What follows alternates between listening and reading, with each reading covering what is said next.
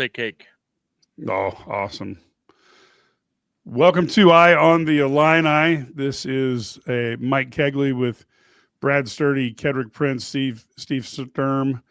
Sturdy finishing off a birthday cake for his daughter, not sharing. My personal opinion is if you're going to be on the internet with cake and you don't have enough to share with everybody, you shouldn't have any. Oh, okay, well, there we are. That seems like a virtue signal, Brad.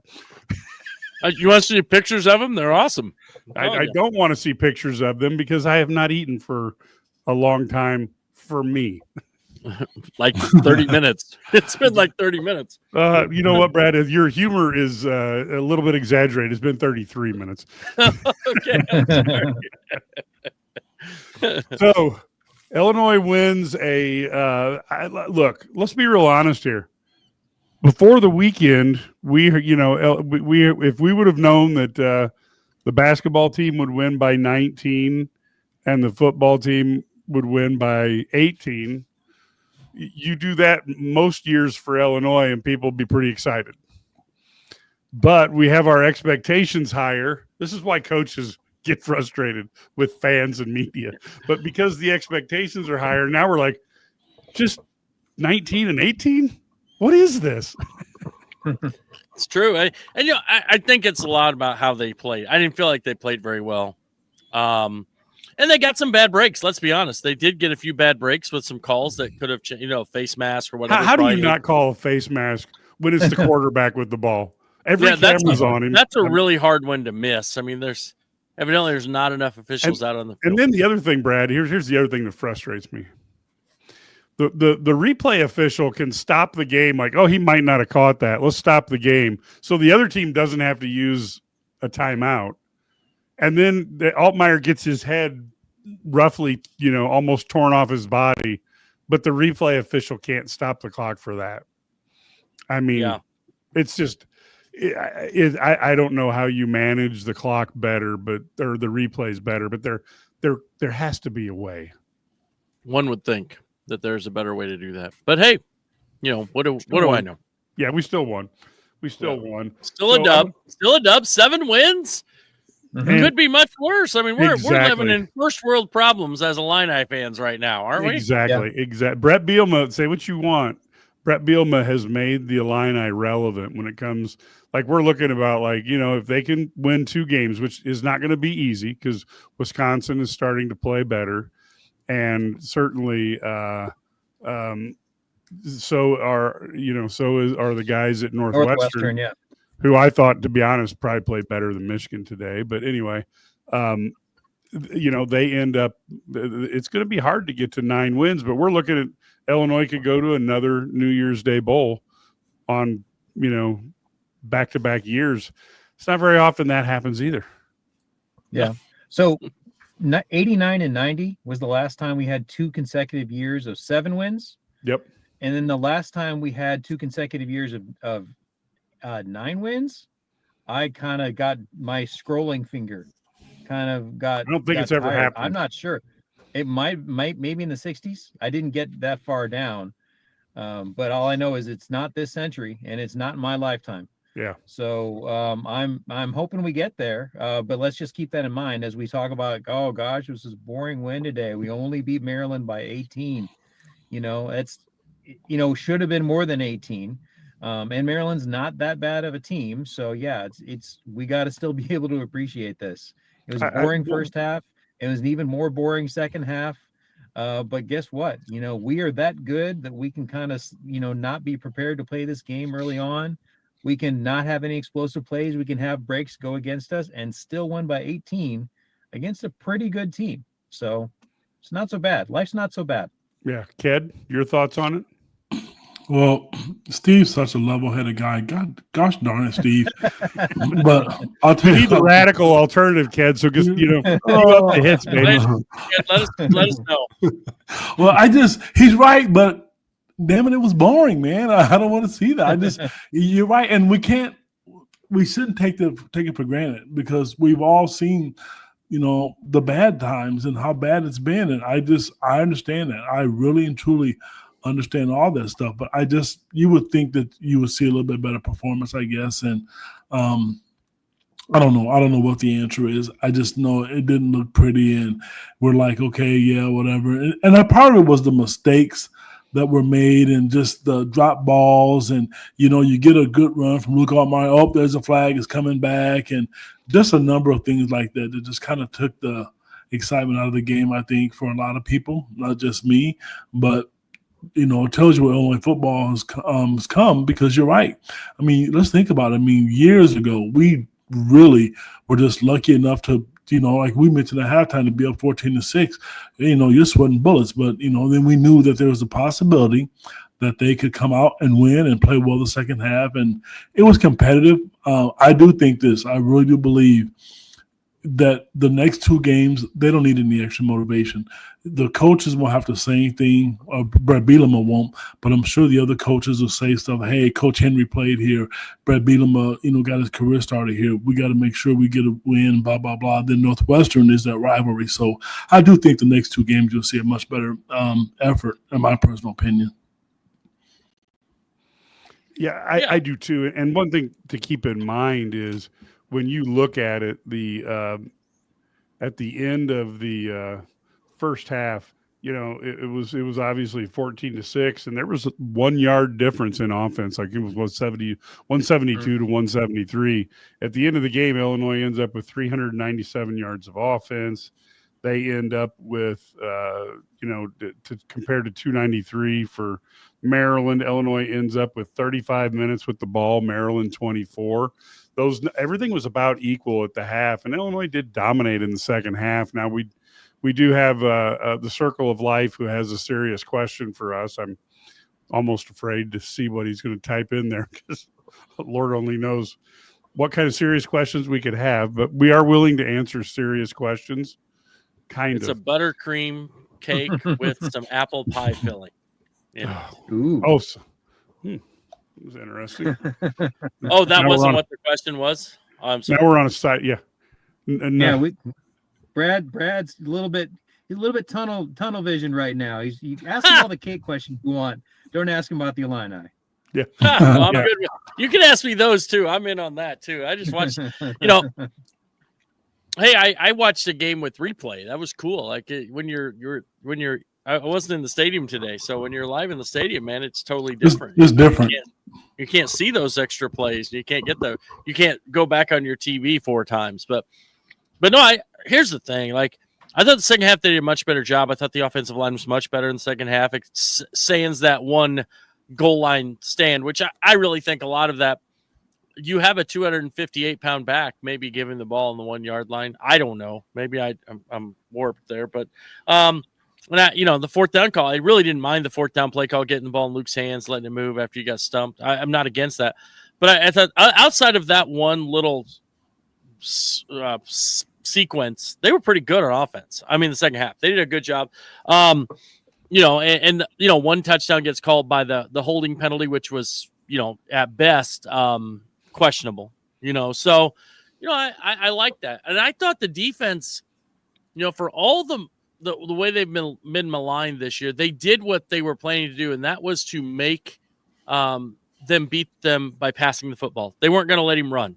Right. And he didn't really run. He had a couple runs, but not much. And they made him throw from the pocket. And, they did a great job. They held him down to, 6 points is pretty good. That's pretty good defense. You can hold them 6 points. Yeah. So I'm happy with the win. But they're going to have, like you mentioned, they're going to have to play better next week at Wisconsin. They're going to have to play better at the end of the year against Northwestern. I hope that, if they beat Wisconsin, we get a really good crowd against Northwestern, even though I know that's historically not a strong home crowd for that game. It's a cold crowd for that game too. Mm-hmm. So, Steve, what did you see defensively that maybe helped Illini tighten up things versus some past performances? Yeah, so they actually went super vanilla today on defense, which was the perfect thing to do against Malik Washington. He's a dynamic talent. He has, he can really, really make things happen with his feet. And it seemed like from watching Maryland throughout the year, like their best play is, wait till the pass rush gets in and then he scrambles around and does something amazing. They put up some pretty good numbers this year Maryland. Let's keep that in mind. Like holding them to 6 is a fantastic performance. That's really good work by our defense today. And to answer your actual question, though, it was really, really simple. They kept the rush lanes. They rushed 4, barely blitzed all day. They kept the linebackers in short coverage and spied Malik Washington, and they kept safeties over the top all day long too, which means that you could have the corners play conservative, but also like play in the short zones so that they didn't have deep coverage like all day long. It was really simple. And then of course Malik Washington's short. So if you're going to keep him in the pocket, get your hands up. We saw several deflections. It worked pretty darn well, I'd say. We didn't have it's not a showy performance. We didn't force turnovers. We didn't have big sacks, big hits and all that. But, hey, if you allow 6 points to a top offense, I wouldn't call them a top offense. That's probably an exaggeration. If you allow 6 points to a really good offense, or frankly, any offense in the Big Ten these days, that's good. That's a good day. Like that's a grade A job on defense today. And when you can do it simply, that means that you're a good defense. So can't say anything bad about them today. No, and I'll tell you what, just real quick, we're focusing on that, for the fans out there listening, Maryland averages 26 points a game. 26 points a game, and you held them.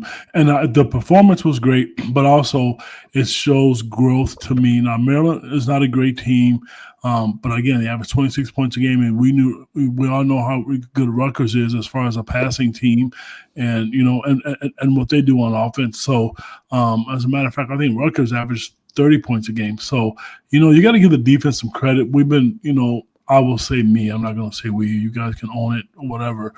Was very critical of the defense, and they're making strides. So, I mean, Wisconsin doesn't have a great offense, and, Northwestern's getting better. But what I see now is that I see, like, Aaron Henry's kind of doing what Brad Underwood does in basketball. Teams can't run. They make him one-dimensional. He's taking things away from him. So, whoever's been in his ear, and maybe they've done some things differently in practice, who knows? There's all these different rumors out there, but it's working for him right now, and I want to continue to see that. Brad, what did you like on the defensive side? Anything that we didn't talk about? Well, what I liked is the tackling. Outside of a couple of plays, I thought they did a really good job tackling. I mean, when you make tackles, and you don't miss tackles, it's much easier to win, get stops and win games. And I think that's what I thought they did a good job of, was making the key tackles, making those, plays and setting them down. They were better on third down than they've been for a long time. So I think those are positive things that you can kind of build on for the future. But I thought they also were really disciplined. Pat Farrell had a really good game, which is probably the best game. He had a couple tip passes, and but I thought, overall, I would say that this is probably one of their best defensive efforts from the standpoint of just doing what they, just being disciplined and staying in their lanes, all those types of things that they did. I thought they did a good job of that today. Offensively, I think we mentioned the offensive line just played better. Steve, were there any schematic reasons that was going on, or was it just pure old-fashioned execution, which sometimes people don't want to hear that, but that sometimes, if you just do your dang job, things look pretty good. Yeah, you know what the schematic difference was, though? It was Maryland's defense. Maryland voluntarily took their foot off the gas in the second half. They were trying to drop people into the passing zones and play for interceptions. So they were not bringing blitzers very often in the second half. Our offensive line, Brad's right, our offensive line played way better in the second half. First half, they were a little shaky. We saw too many free runners. We saw, I commented to my sons, we just came from a college football game, like a Division III football game, where we saw several times this today, like I repeated to them, anytime you see offensive linemen running toward the quarterback during the play, you screwed up. And we saw that so many times today. And then all of a sudden we're seeing the Illinois game. And I'm like, oh no, that's the worst thing you ever want to see when you're a quarterback. I was never a quarterback, of course, but I'm sure that that's the worst thing you can ever see. You see your buddy running towards you during the play, that means he has messed up. So anyway, we saw too much of that in the first half, and then in the second half, no, it was very, very solid. We did a little bit more lead blocking in the middle, and Illinois did a good job opening up the middle. for runs by, you saw a couple, I wouldn't call them gadget plays, but we saw a few more outside runs. The Sanders run, we saw the delayed handoff to Jordan Anderson. When you run a little, again, you might call it a gadget play. When you run an unexpected, low risk outside run, that's pretty darn effective as far as like opening up the middle. We talked about it at halftime. Brett Bielema loves his conservative offense, and that's a great way to create opportunities later on for vanilla plays. Simple lead, a simple lead run up the middle to Caden Fagan gets really effective when all of a sudden they're questioning, the defense is questioning whether they need to follow that guy outside. So schematically, offensively, I thought we were still pretty vanilla, but it's effective in the second half. Offense in the first half, I wasn't super thrilled. Second half, we really did just kind of march the ball up and down the field in the second half. Obviously you'd like to get some more points. The calls don't help us in those situations, but still, it was effective in the second half. Schematically, really, it was just simple stuff, but that's the Brett Bielema playbook right there. Well, you know what? I want to ask you guys. Yeah, I want to ask you guys. Do we sound like, as media guys or fans / whatever you want to call them, that we cry when you don't get calls? So, like, let's face it, the interception was a horrible call. The drop, the horrible call with Clement, and then the face mask. Is it just Illinois things, or are we just making a big deal out of something that's not there and shouldn't say anything? I'm serious. Help me understand that. Well, I'll answer that real quick. Yeah. Hey, how about? But I thought the roughing the unnecessary roughness call was bad against Maryland. I thought Luke Altmaier totally baited that kid into getting the unnecessary roughness. You know what I mean? I think he was. So that's the way I would. I don't know. I guess that's my take on that. I think sometimes it happens, but also I do think that there is, there are just bad calls, and you call them out when they're both ways. So, yeah, I think we do a pretty good job. I do try to check myself, and I do try to check myself every now and then and go like, okay, yes, that was a terrible call, but you try to think back to this or that happened, and that they do even out, or at least. That's what I tell myself in order to get myself to sleep. But. Yeah, and I do think we do a pretty good job. We whine, there's no doubt, but we also do a pretty good job of saying when the other team got screwed over. Like, my best example would be Texas Tech, when I think the referee called the flagrant foul according to the letter, but not at all the spirit of the rule. And I also noted at the time Illinois had shot 21 free throws and Texas Tech had shot 3.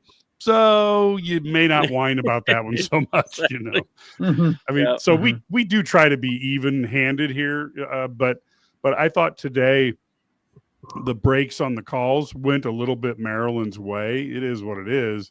They don't really call many holds in the Big Ten, and Khalil Valentine had to be one of the tissue softest holding calls I've seen compared to other times when you see offensive. I think an offensive lineman could have a blackjack and a bullwhip and not get a holding call. Mm-hmm. And then when he goes up and goes like this, and that's a hold, we were chuckling about it here. Like, seriously, you're, after what you've ignored all day, you're calling that. But I got to go back to that play. If I'm an NFL team looking at Luke Altmaier, the way he that was a wonderful play, but the way he uses his legs to get out of trouble, I'm not saying I'm going to draft him and he's going to lead my team to the Super Bowl, but that's a guy that I want to see what he can do at the next level and at least give him the opportunity, because, when he had a chance to adapt to Lunny's offense, he's really been an outstanding quarterback. And I wrote an article in July talking about all the milestones and where he could move up to in the all-time list, and he's going to make a mark on the record book for Illinois. So, Brad, maybe talk a little bit about Luke and what he did today, because I thought his legs were as important as his arm today. He did a really good job. The one thing I think Luke Altmaier, and I know this maybe, I think he's the best quarterback that has been at Illinois since probably Jeff George.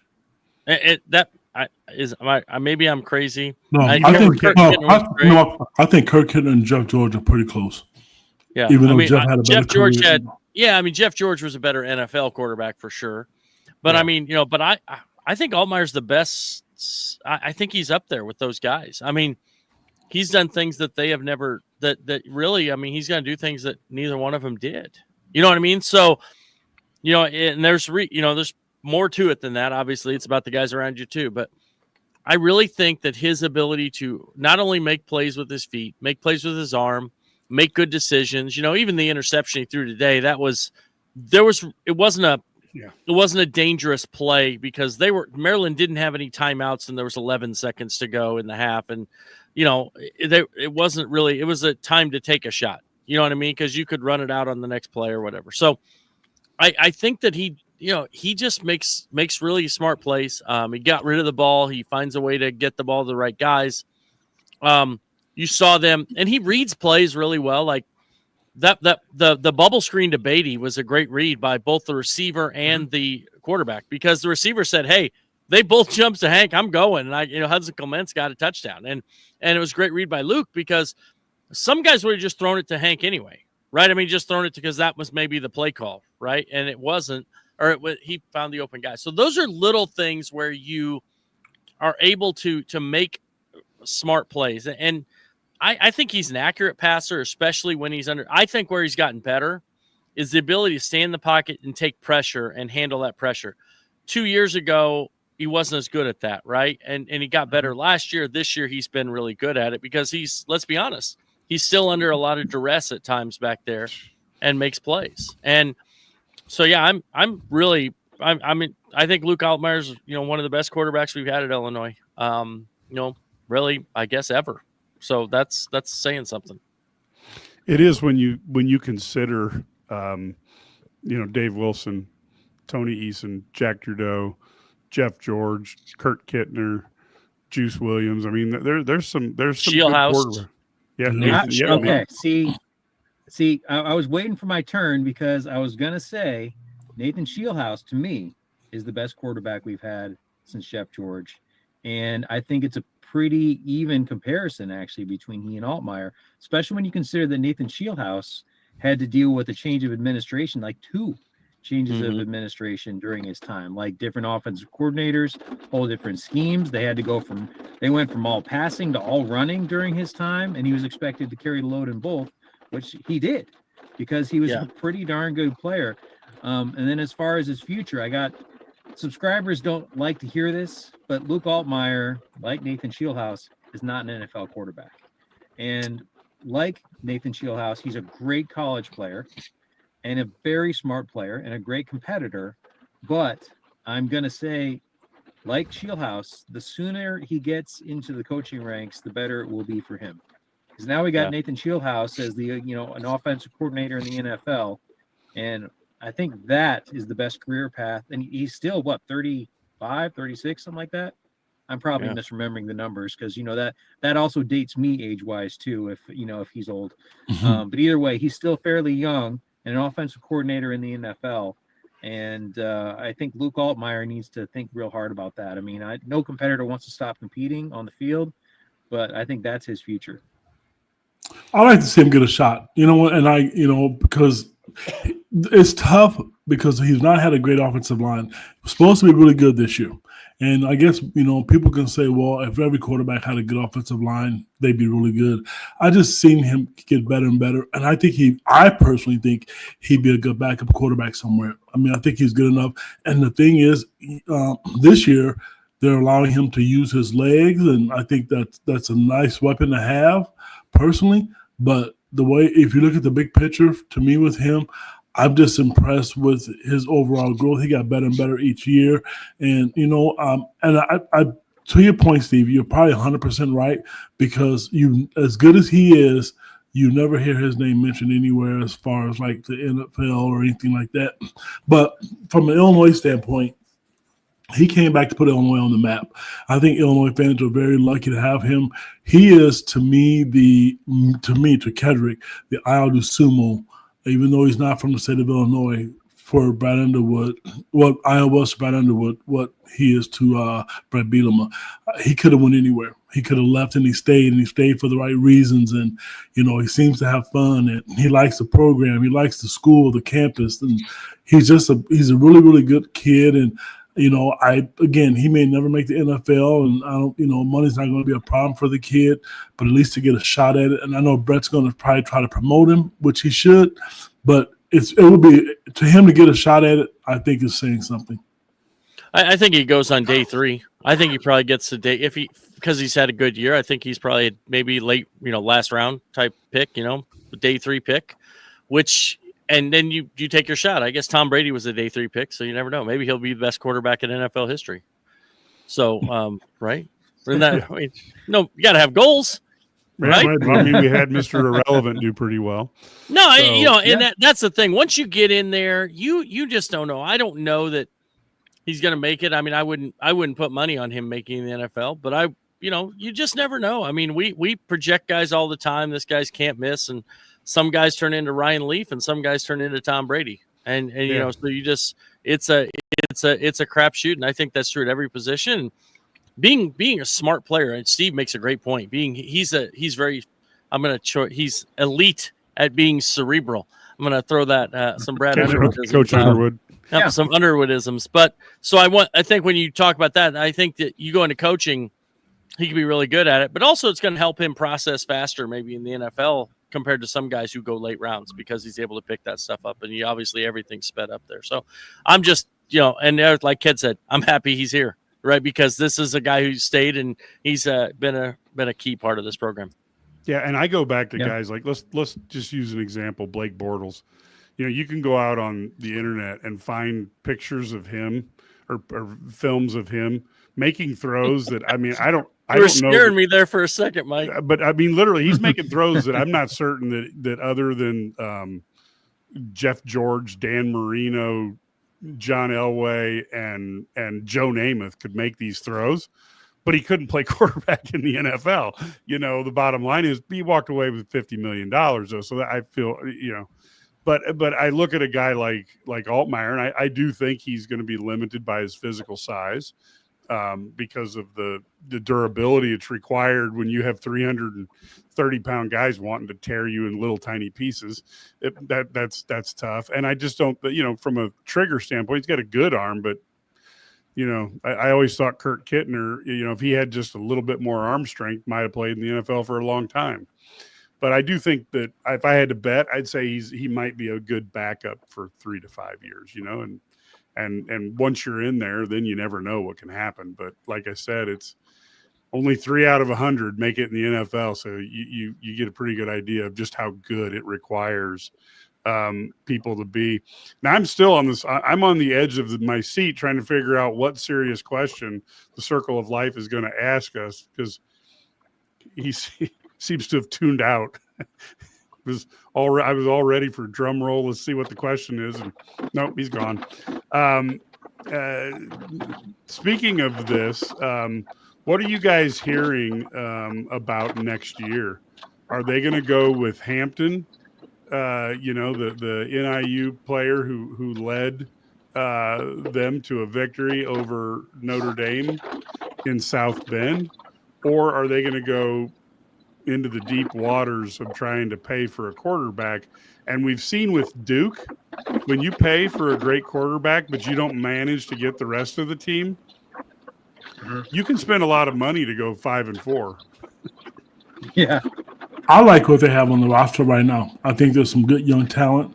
I think it sends a bad message if you go out and you got young guys, because you look at Maryland's quarterback, he was a freshman. Some of these guys, I know they weren't promised anything, but I know that they want to have a shot to be a backup next year. You want to, because if and the quarterback room is deep. It's deep as it's been since, I don't know, probably the early 80s, but you want to give these kids a shot. If they're good enough to bring in and you think they can help you win, I don't think you recruit over all of them. I really don't. What I don't want to see, hopefully that they go to the rebuild mode and they say, okay, we're going to start the youth movement. I definitely don't want to see that. And I don't think Illinois is in a position to do that, but I don't know which direction that they're going to take next year. Well, you had a great. They told you what they're going to do.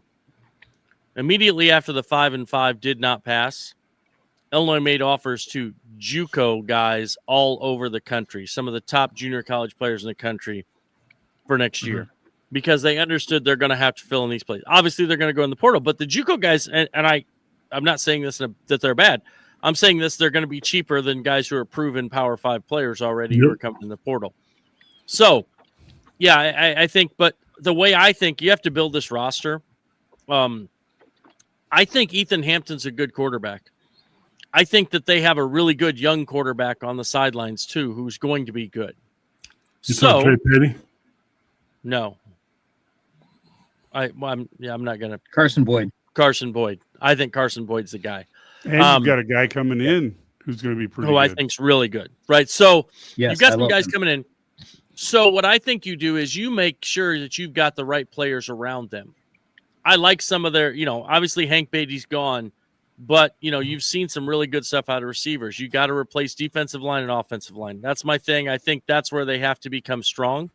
And they have a couple young guys that I think need to be in the mix. I don't think you recruit 5 new offensive linemen and 5 new defensive linemen or 4 new defensive linemen. You recruit guys to fill in, and you want to have a developmental program, but you also have to have impact guys, and that's the ones you want to recruit. I know they have the top JUCO offensive lineman that they've already offered, and that I think he's already got a visit set up for 29th of November. These are the kind of things that you want to do. So I think you've seen what they're going to do. They're like, okay, we're not going to be able to bring these guys back for another year. So we're going to get impact guys to come in, immediately be in the starting lineup, have an opportunity to play. And we're going to build those young guys so that when they start playing as juniors and seniors, they're developed, they're ready to go.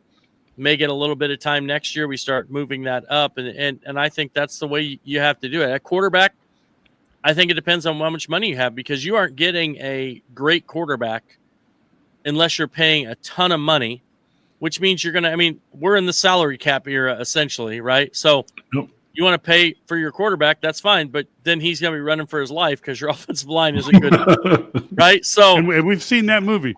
We have. And so I think you build your offensive line, because I think they have guys who can be – Ethan Hampton's already shown that he can play at this level, right? Yes. He can play against these teams. That's not saying he's going to be an All-American. I'm just saying he's a good quarterback. So unless you can get a legit stud, I think you go with what you have, unless you get an opportunity for somebody like an Ethan Hampton who wants to come in and compete for the job. Well, the talk is that they're bringing somebody in. I like Brad, and like Brad was advising, and I think that Brad Bielema is thinking along the same lines. We're not going to spend all of our money on a quarterback and try to hope that he just carries us. That's not how Bielema operates, and that's not how football generally works, in my opinion anyway. So I think what we're talking about is probably a veteran who has been who's been at a lower level, and then it's somebody who's not going to be anointed when they come in, and you'll have a chance to compete with Hampton and Boyd. I think that's what's going on. Trey Petty seems to have fallen out of favor. I thought he looked pretty good coming out of high school, but it seems like he's fallen out of favor. So he's probably not in the mix. But the other thing is, we do have, like every other position, we do have a lot better players coming along in the pipeline than we've had. And you don't really want, you need to be able to plan for those guys to be able to play in a couple of years, which is why I'm thinking we're talking about probably somebody who's coming in from a low level with maybe 2 years of eligibility left. And then it'll be a competition between Boyd, Hampton, and the new guy. I think that's what we're looking at. And then also, I think Brad's also right. They're not planning on like a total rebuild, youth movement kind of a thing. I think Brett Bielema realizes that we're not in a situation where you can just have a rebuilding year. Like, you got to have momentum, and once you have it, you got to continue it in order to succeed in college football. So I think he's probably planning on for some sort of a 7-win-ish type season next year after bringing in a significant number of new players. I think that's what's going on. They're going to have to do something, because and we talk about it, and I'm sorry if this sounds like a broken record, but what Cignetti has done over at Indiana, regardless of the fact that he influenced people. Yes, they've got money behind him, but he influenced them to put money behind him. That has changed the expectation game, and that's why you're going to see the possibility of as many as 40 coaches losing their job by the end of the year, because fan bases are like, look, man, you want me to sign the check, I'll sign the check, but you got to win. And these big boosters are like, look, like I said, I'll invest, but you got to produce. So I do think that's something that Bielema is aware of.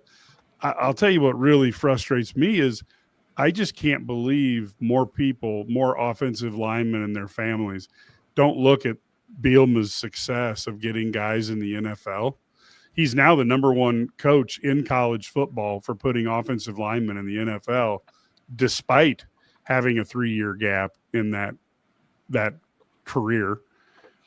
And to me, if I was a player and I'm thinking, well, I'm a 4-star or whatever, if I want to maximize my ability to make it into the NFL, I look at a guy like Brett Bielema as a guy who can not only help me, but may generationally help my family for a couple generations with the dollars that a good, offensive tackle or offensive guard can make if you truly excel at your job. And he's put some guys in the NFL on the offense and defensive line who have excelled. And so to me, I'd be pushing that really hard, because Texas Tech has put down thrown down the marker on, if you get a defense that can play ball and they've invested in that front seven on the defense, holy cow, you can go quite a ways. And I would be more inclined to do let's get offensive linemen and defensive linemen, because my quarterbacks, wide receivers, running backs, and defensive backs and linebackers don't have to be as good if I can construct a good offensive and defensive line. Yeah. Totally agree. So, you're going to add at least 3 to the NFL this year off the offensive line, at least 3.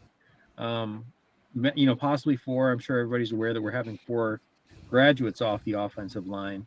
I'm not sure. I don't want to name names like we had to do with the quarterback, but one of them I don't think is an NFL player. But I think you're probably going to have 3 guys at least, pick up some NFL paychecks off the offensive line. Defensive line, I'm not so sure. It looked good early in the year, but I'm not so sure those guys, except for Akis, if you count him, are going to be in the NFL. I apologize, guys. I have to go. All right, so Steve. Well, thanks for jumping in with us. Yeah. Yep. See you guys, buddy. So there we had Steve in for a brief amount of time as we're holding serve for Mr. Stevens to come out of the locker room area with his scoop on what's going on.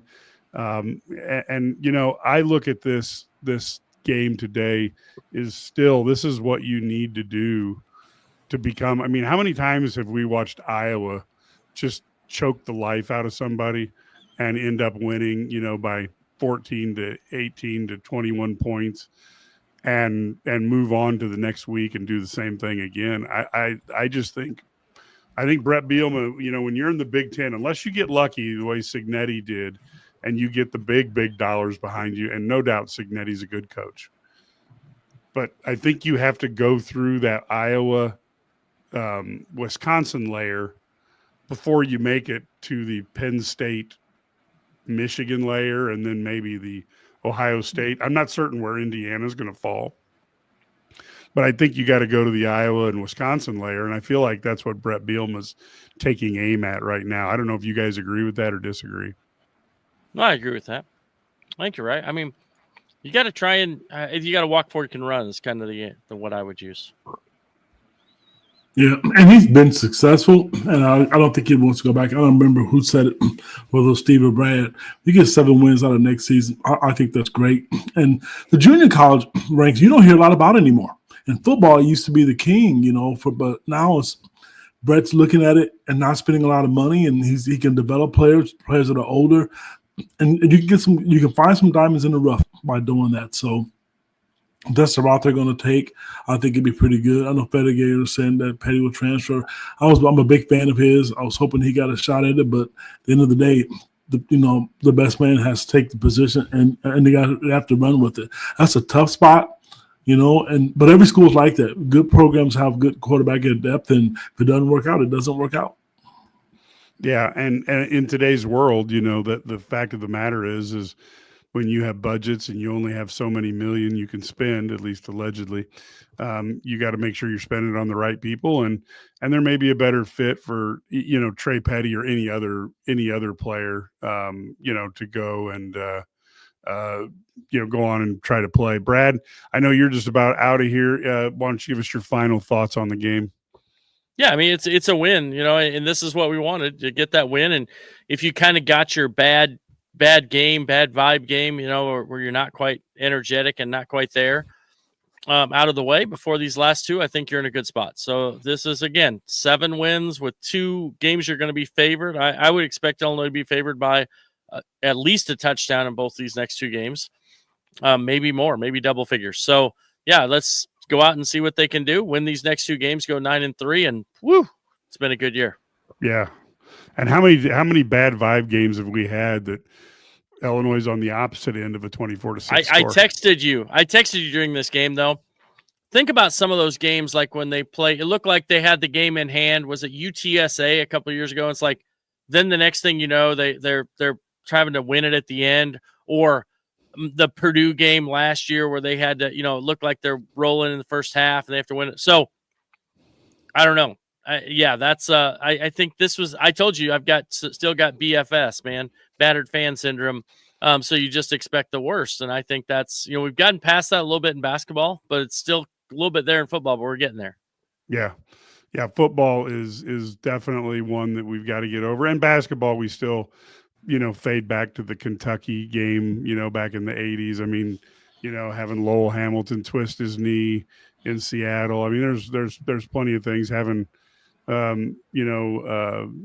what's his name, May run over guys and get the fouls called on Illinois. So I mean, there's a lot of things we get battered fan syndrome. But I will tell you, one thing I appreciate about Brett Bielema is we don't have to worry. Except for the Indiana game, we've not had to worry about getting destroyed, and we haven't had and usually compete strong through the whole game. As we look at it, Cad, the interesting thing to me is I thought the run that Jordan Anderson had 20 yards on, I thought if that would have been Valentine or Fagan, that might have been all the way for 6. I know, and the play call was unique. They had a different wrinkle to it, but they did it for a guy that, like you said, that looks like a fullback, which is not used very much in college football anymore. I would have definitely liked to see Valentine get that position because he probably could have broke it. And if you think about it, they have not had a lot of those this year. A lot of big 70-yard runs. A lot of teams have those, or the pass where there's a 60, 70-yard pass. They just dunking ball down the field, 40 yards, 30 yards, and that's just who they are, I guess. But, they're not an explosive offense, but they're really good at it. Mike, let me ask you, when you look at the last 2 games of the schedule, which team scares you the most and why? Northwestern always scares me because they bite the hardest in years that Illinois needs that win. But I will tell you, on the road at Wisconsin, and that team has some talent. They just haven't played up to the level of their talent. I agree. So it scares me that they're going to have that, every year it seems like every team has one game they can point to that, man, if we'd have played like that all season long, we'd have been fantastic. And I think if Illinois catches them on the wrong week, that could be that. That's the biggest thing that I'm concerned about. What do you think? The Wisconsin game concerns me. I don't know why, just because Brett was there, and I know the motivation is going to be there. And they're not a bad football team; they just haven't put it together. They've had a hellaciously tough schedule. I mean, that's got to be the toughest schedule that I've seen a Big Ten team have in 20. Yeah, it's been years, and I applaud them for doing it because in today's world, the way college football works. Teams don't do that anymore. They just don't. I mean, you may get one challenging team, but no, I give them credit for that. Wisconsin has always played Illinois tough, and I know people are just counting them to win 9 games, and I don't. And football is a little different for me because, like you said, if you look at today's game, it was a game where the performance wasn't great, and I think if you let a team like Wisconsin hang around at home, what could possibly happen? And you're going up against some of the same recruits. I just think there's going to be extra motivation. I really do, and all these teams are fighting. The season's almost over. They're all fighting for pride, recruits, jobs, all of it. Mike Loxley's a guy, he's a really classy guy, and I want to see him get into the to win a bowl game. He's a good guy, and I know whether we like it or not, the Maryland faithful aren't going to be happy with that. I mean, when you see all these other teams making changes and winning, you have to win games regardless of how good of a person you are. You have to win games, and I guess if I'm a president of a league and I'm thinking, man, look at these coaches. If everybody's going to win, who loses? I mean, that's the whole problem with the Super League, Ked.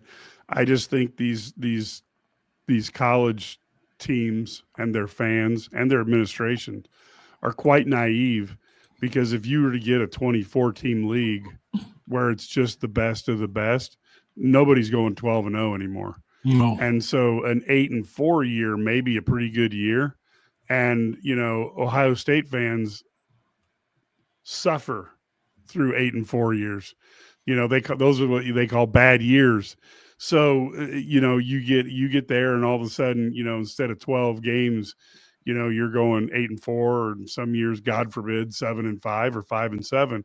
Somebody has to lose in those years. Yeah. And you can already see in the SEC where the teams at the top are maybe not quite as good as they were 5 years ago, and the teams at the bottom are much better.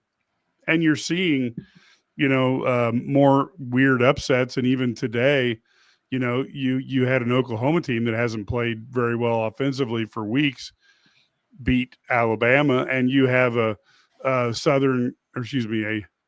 South Carolina team that really had to literally have everything go wrong in the second half for Texas A&M to come back and beat them. But that was a 3-6 team that Texas A&M disposed of by 1 point. So I think you get a little bit more like the NFL, and I'm not certain if you need an NFL on Saturday and Sunday. I think you need college football, and Yep. I think the strange thing is, you talk to Lauren Tate, who's covered the Big Ten, for more years than anybody, 60. And even when you would talk to the old guys, like up in Minneapolis, every once in a while, you talk to Sid Hartman, who covered them until he was 100, I think. But the bottom line is they'll both tell you that Ohio State hasn't complained about wanting to go into a super league, because they understand the importance of having a league. And let's face it, Illinois, Purdue, and Indiana have provided a lot of wins for Ohio State some years. So you need those people. It's a little bit like the WWE. You need that jobber, that Iron Mike Sharp, to go out and eat losses so that Macho Man and Hulk Hogan and Bret Hart look like winners every week. And I don't know that a super league is going to allow that, because then they become so much like the NFL light that why would somebody just say, I'm just going to watch the NFL?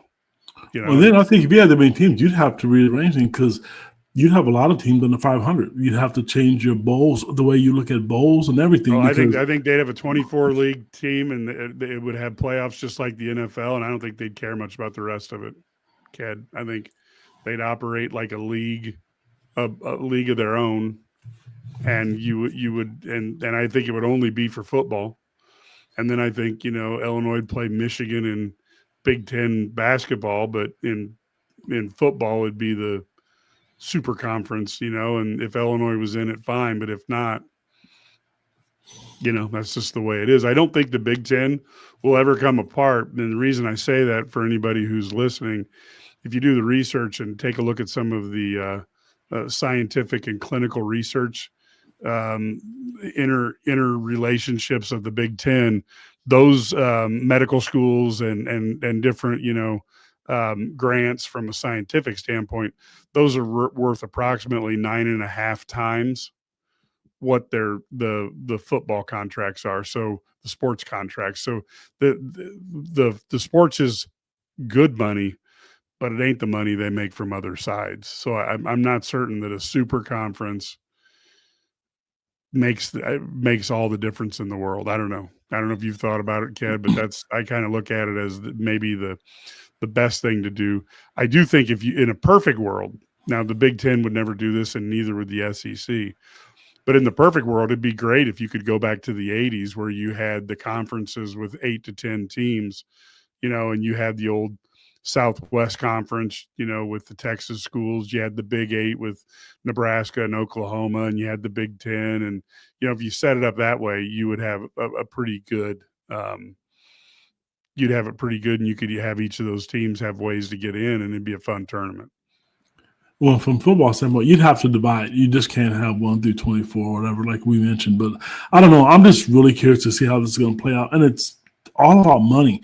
The last 5 years, college athletics have just changed so much to where, like, the purists, I mean, like, even for me, and I should accept this team and see if what it is. With all these new teams, even with Penn State being in the Big Ten,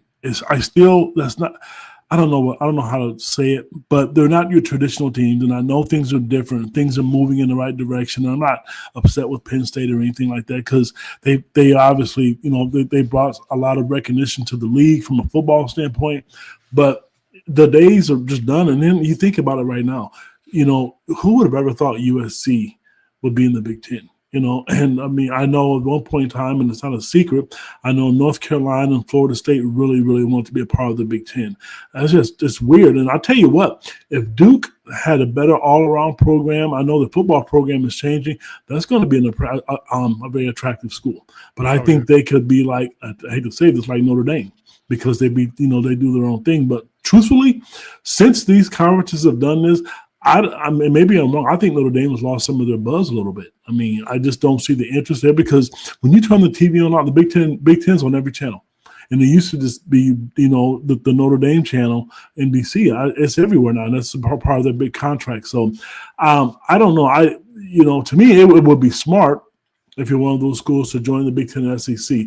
I mean, no disrespect to the Big 12, but the Big Ten and the SEC are the kings of college athletics right now. They have the most bite, the most bark, the most money, the biggest fan bases, the best programs right overall from top to bottom. I think those are the schools that's going to drive everything and make all the decisions in the end. And I think the NCAA is going to have to just fall in place and just say, okay, I got to do what you want, because if you don't, you lose them all. Well, and I think the NCAA will be used. We talked to a friend of the show, Tony Altimore, who's a corporate strategist and also works with a lot of the big universities. He thinks the NCAA's infrastructure to deal with all those smaller sports and stuff will make sure they always are in place, because Big Ten and the SEC just look at that as like, wow, we're going to have to hire a lot of people to do that. We'll just work with the NCAA, and then we don't have to worry about doing all that and maintaining it. So we'll see if that's part of how they look at it. And then, like I said, football is essentially divided off and by itself, so it may stay that way.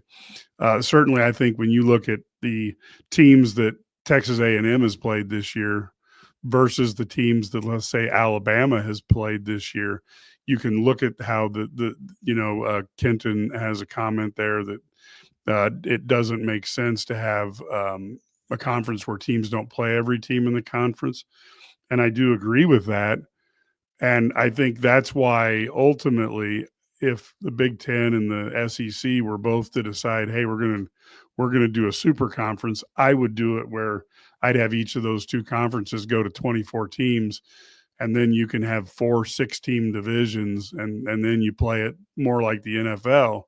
I'm just not certain if that's what the fans want. But certainly if you did that by making the Big Ten bigger, by making the SEC bigger, you could also then regionalize your divisions where you're playing, Illinois, Iowa, Wisconsin, Minnesota, Nebraska, Illinois, and Purdue, or Nebraska. You go that direction.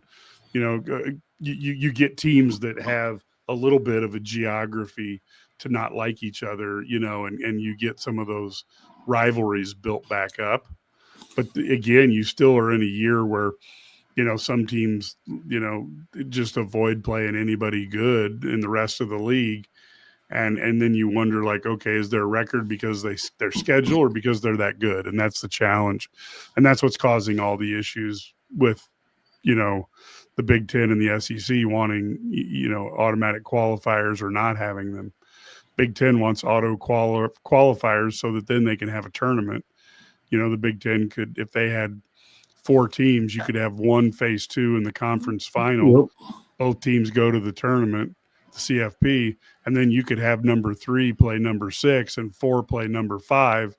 And then the winner of those 2 games go, and there's your 4 automatic qualifiers. And trust me, plenty of people would be tuning those games in to watch. Yeah, there would be. And I agree with that. And the thing is, if they got to the point where there was that many, the conference had that many teams in it. Like for me, not playing Iowa where I live at, it stings. I've been on a number of radio shows up here in the area, and for the first time, I don't know how long, Illinois is good, Iowa's good, and Iowa State, and they're always asking who's a better team. Well, you know what? It stinks not being able to play. I play them personally. I'd rather play Iowa than Purdue. Purdue is not a rivalry for me. Just because one coach just left the last couple of years, I think that rivalry should be there. And I think if we know who the powerhouses in the Big Ten are. Right now, if I had to say, there's Michigan, Oregon, and Ohio State, and Penn State traditionally. Play two of those teams. You got, there's enough games to go around, and where you can play the powerhouses. They can go on the road. They can, they come to your place. But I want to see those games. Not playing Minnesota. I'm not enamored, but with them. But I think with the way Illinois is going right now, it would be nice to see Minnesota and Iowa on the schedule instead of Purdue. Indiana. They weren't good, but to me, you know what? If they continue to do this, we're going to have to change the way we look at them. And and somebody else is going to get to where they are. And if I'm not saying it because we cover Illinois, I think out of all the teams out there, the best team to possibly do it, I would say Illinois is number 1. I think Wisconsin, even though they're having a down year, they have the potential to do it. And I think they're going to start throwing a lot of money around to get to change this program around. So there's a couple of teams out there that I honestly think that could take that next step where Indiana is. And I think with the way Josh Whitman has supported the program and the fan support, winning, all of that stuff is going to make a difference coming up soon. Yeah, I think here we got Matt Stevens coming on just to kind of wrap that up. I think, talking to Josh, he's thinking if it does go to a super conference, there's going to be a red line, and anybody underneath the red line may not get invited. And it seems like there's a great sense of urgency to want to make sure that Illinois is good enough to get there, and that's where we are. But I think this next season will really test that, because Illinois will have some needs, which will require investment, and then you're going to figure out how much you can fundraise and how much you're willing to use, and those two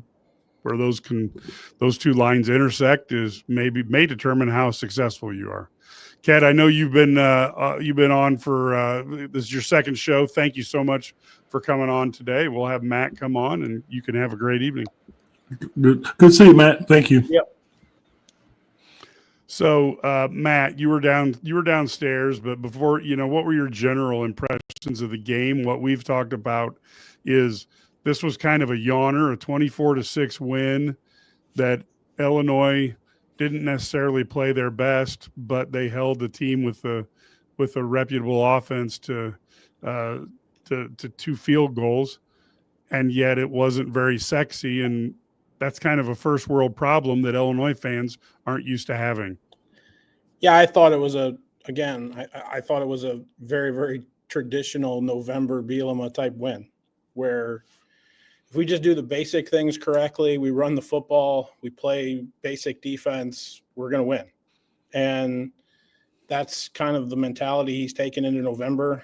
He took it in 2024. They had it in 2022. And actually they had a bad November, but they played like Michigan down the stretch about as well as anybody in the country before they went into the playoff. But I think Illinois looked at November and said, hey, look, if we can do what we did last November, which was, if you can remember, run the ball and play pretty complimentary defense and just get out of here with making the least amount of mistakes. Bielema talks about it all the time, that teams find a way to lose. Seems like in November, Illinois tries very, very hard to not find a way to lose. And I think that goes to the leadership of your program, whether that's, at head coach, with your assistant coaches, or the veteran core of your team. That's kind of the name of the game. I don't think Luke Altmaier had a great game, but he had a good enough game to get Illinois, a victory. I don't think, the running game was, an A plus, but I think it was good enough to get over 200 yards for the second straight game. And by God, come November, Illinois figures out how to run the ball, don't they? So they kind of do that. And I think Illinois also defensively, look, Bielema kind of said it today, like Aaron Henry gets a game ball, because that defensive game plan against what I thought was, and I know he's 19, but that quarterback's going to be really, really good. I don't know if it's going to be for Maryland by the end of his career, but he's going to be really, really good somewhere in college football.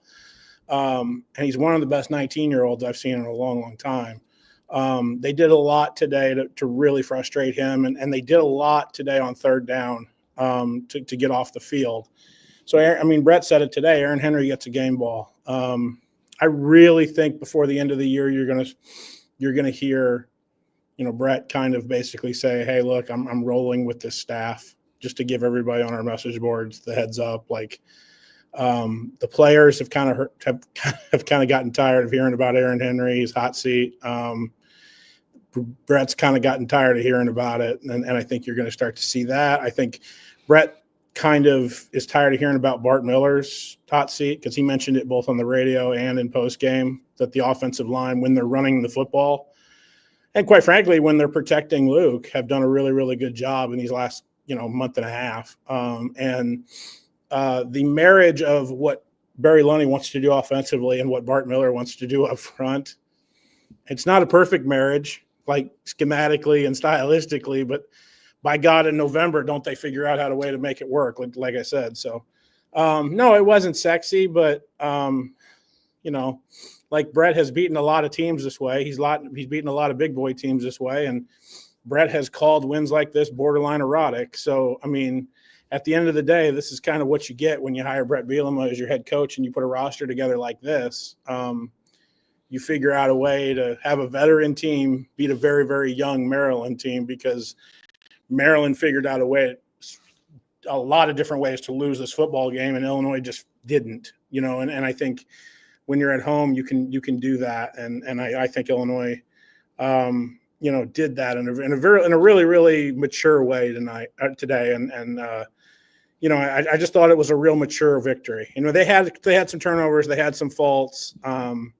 Probably should have punched it in there on the 1st and goal from the whatever it was. But at the end of the day, you walk out of here with an 18-point victory, and Maryland never got in the end zone. And so now you've had 2 straight games against Maryland and Rutgers where, Aaron Henry's kind of flipped that switch on the defense. And if that's the way this is going to be for the last 2 games, I don't see there's any reason why Illinois can't finish 9-3. And that's a really, really successful season. I think everybody in the Smith Center would agree with you on that. So that would agree with anybody on that. So that's where we are right now. There is crazy. Go ahead. If anybody's disagreeing with that, they're absolutely nuts. Yeah. As we look at this team, what was interesting, Jordan Anderson, had a 20-yard run. 20-yard run on one that I think if anybody else would have been in there, may have scored, but nonetheless, obviously injuries in the backfield seem to be, some seem to be ongoing. Yeah, Aiden Lawfrey was cleared to go, but he didn't practice until Thursday. So I'm not allowed to call it a lie anymore, but we got a little bit of a fib from Brett Bielema on Monday that Aiden Lawfrey was good to go, and he expected to see him on Tuesday. He did not go until Thursday. Because he didn't go until Thursday, Brett really didn't feel good about putting him out there. Right. And also, let's be very clear about this. I think Bielema and specifically Thad Ward, the running back coach, have gained a lot of confidence in Khalil Valentine. And so when you have that, I mean, I'm going to say it because I don't think any of these guys are going to portal at the end of the year. I don't know that. I could be completely wrong about all this because Lord knows people portal and everybody goes, wow, I didn't see that one coming. Right. But if all three of these running backs come back and they're all in line too, if they want to, I just don't see Illinois going into the portal for a running back again because of what they feel like they have. Because if you remember last year, they ran the ball heavy with Aiden Laughery, right? Because Caden Fagan Josh McCray got really, really hurt at the end of the year. Josh didn't really get totally healthy until obviously the Citrus Bowl. Until Georgia. Right. Well, until the Citrus Bowl where he was the MVP and he was eating oranges like with the skin on them. So you don't have Aiden Laughery in this November. So now we go with, Khalil Valentine and Caden Fagan, which is kind of your classic thunder and lightning if you really want to go there. Brett got asked, like, when it was first and goal near the goal line, did you have any thought of, I don't know, handing the ball to Caden Fagan? And he was like, yeah, but like I felt good about what we called. And then we did the barge thing because I demanded it on second down. And I probably shouldn't have done that because Barry was calling a hell of a game. And I just probably should have stayed the hell out of his kitchen. And the whole thing kind of got messed up. But I do think that Thad Ward and Brett Bielema like those two running backs right now. Like they like Khalil Valentine and they like Caden Fagan. They like the combination there, and I think that's why Illinois has run the ball for over 200 yards these last two games. I think that's a key stat because we all know that object number one for Brett Bielema is run the ball, and if they can do that, and also I think the last part of this, because he doesn't have that many more games left, so you can run the tires out of him. Having that +1 in the run game with Luke Altmaier is really, really key. Like I think that what he can do with his feet, especially in those design runs that Barry has put together. I mean, Luke said it after the game to us. He's like, I don't think teams are accounting for me because we haven't done it all year, and now we're doing it. And so you're seeing I would say the back pages of the Illinois playbook kind of get opened up a little bit here in November, just like you saw it last year. And I think that it's really fun to see because you're going to have to go to Wisconsin on the road and run the ball. And I think that if they run the ball close to 200 yards in Madison, they're going to win. And then Northwestern's going to make you grind out a game, even at home. And I think they feel like this was the time for this offensive line to get going. This was the time for Khalil Valentine to show what he can do in his second year here. And this was the time for Caden Fagan to close out games just like he did today. Yeah. And I thought again, I didn't think they played poorly. But the interesting thing to me was the way it worked out. Illinois was, I believe, it outgained them 173 to 172 at the half, and yet when you look at it in the second half, ended up 397 to 293 in yards, and all these measures they were darn near equal at the half, all fell heavily in Illinois' side, particularly first downs, particularly time of possession and yards and rushing yards. And to me, if you wanted to get Brett Bielema's signature, printing out a copy of the final statistics and having him sign that would be just about the appropriate thing for him to sign. I think the reason this is an Aaron Henry signature game is, Maryland was 3 of 12 on third down and 0 for 2 on fourth down. So that's 3 of 14. Yep. Mike, when you're not consistently getting third down conversions, your number of plays goes down, and then your number of yards goes down, and your number of opportunities to score goes down. To keep Maryland out of the end zone was going to have to basically be a game in which Illinois got advantage situations on third down and then got off the field on those third downs by making tackles, and they really did that today. I felt like You know, I thought what really discombobulated Malik Washington today, was the idea that a 6'7" Eli Cohen and a 6'5" Pat Farrell and a very, very long Gabe Yakus and a very, very long, when he was in the game and not concussed, James Thompson Jr. and a very long Anthony McCullum for a nose tackle, you know, was doing very basic things with their arms in order to get pass knockdowns and create avenues for which Malik Washington has to kind of throw it like Patrick Mahomes or John Mateer, and kind of has to throw it around angles, you know, and because this guy with a Eli Cohen with a 6'7" height and probably an 8.5, almost 9 foot wingspan, is be able to get his offhand all the way up in the air. And then that basic, and Malik Washington's 6'5", but like if he's in that pocket, the whole game plan was to basically make him uncomfortable about where he could go window wise in the pocket. And the fact that he didn't abuse Illinois in the run game, meaning Washington, like the way he did against Rutgers and the way he's done all year, was a key to Illinois finally doing their job.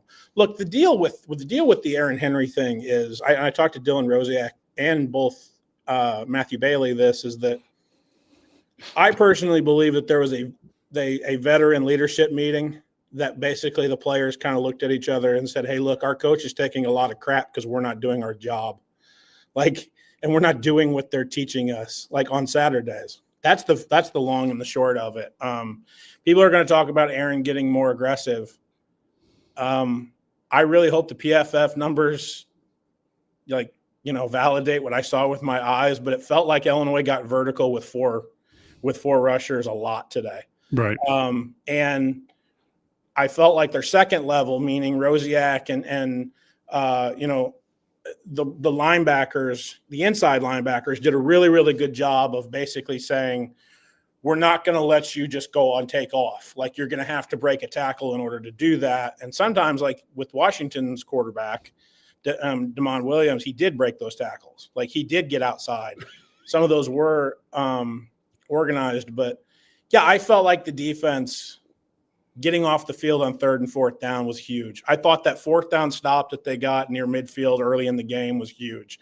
I felt like obviously Brett and all the whole stadium knows what that 1st and goal from the 3, and then they get the stop was the backbreaker for Maryland. It obviously was, but I felt like Illinois got 3rd down stops and forced Maryland to punt a lot. I felt like the offense never got in a consistent rhythm where they felt like they could go 70 or 80 yards on a drive consistently. But it was a game in which the defense was kind of like, well, they haven't gotten in the end zone on us yet, fellas. Like, we're going to make them punt. Like, we're probably not doing the best job from a field position standpoint, but if we make them punt and we make them settle for 3, I felt like when Maryland got the turnover and then they had to settle for 3, I thought that was huge. I thought that was really, really huge. I felt like we can go through all the Aaron Henry narratives.